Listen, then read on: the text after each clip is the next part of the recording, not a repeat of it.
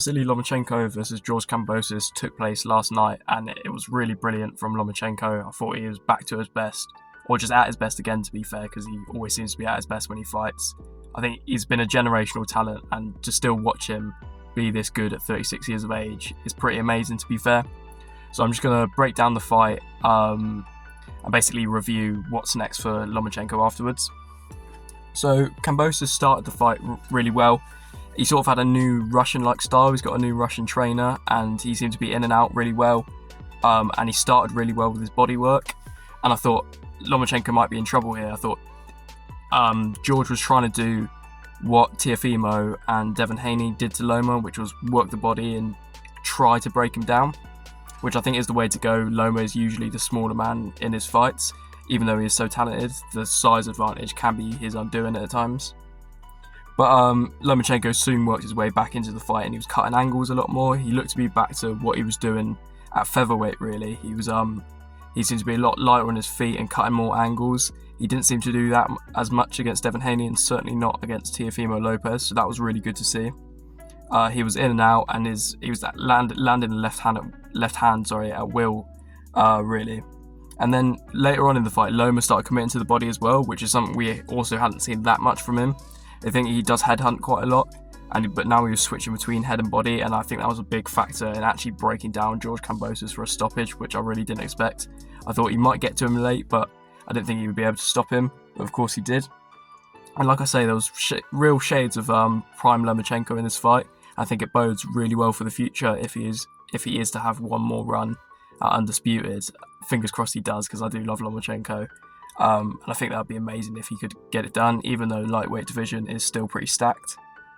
From round 9 onwards, he was really turning up the pressure, and you could see Kambosos was struggling with the pace from this point. Lomachenko kept turning it up, and like I said before, he was landing that left hand really when he wanted to, and you could see the sweat bouncing off Kambosos' head when Loma was starting to land the shots at this stage.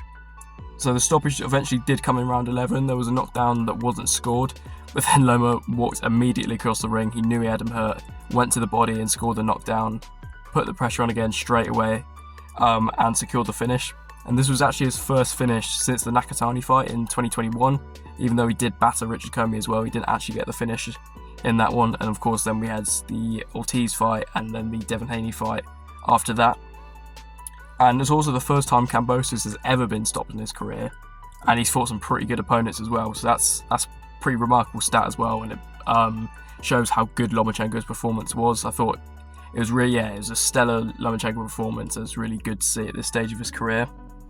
As for the future, so I've said in the previous video that I've just made that he could be fighting Shakur Stevenson, but post-fight this seems less and less likely.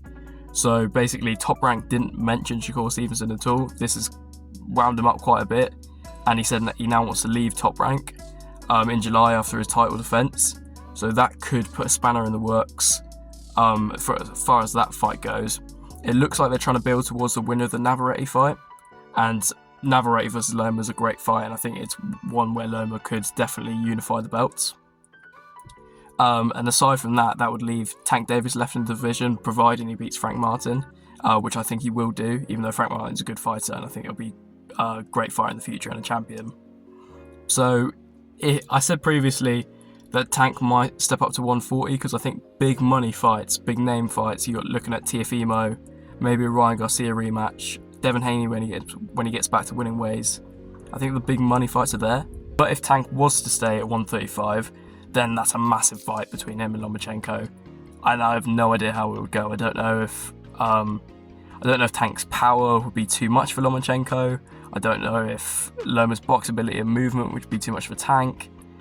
Tank's obviously got the strength advantage, but he wouldn't have the size advantage. It's a really, really difficult one to call.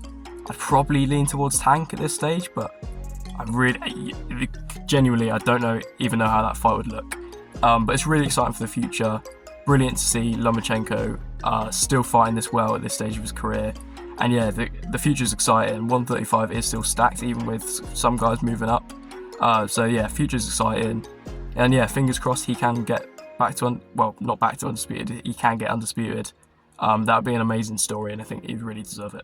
So yeah, thank you very much for watching. I'll see you all again soon.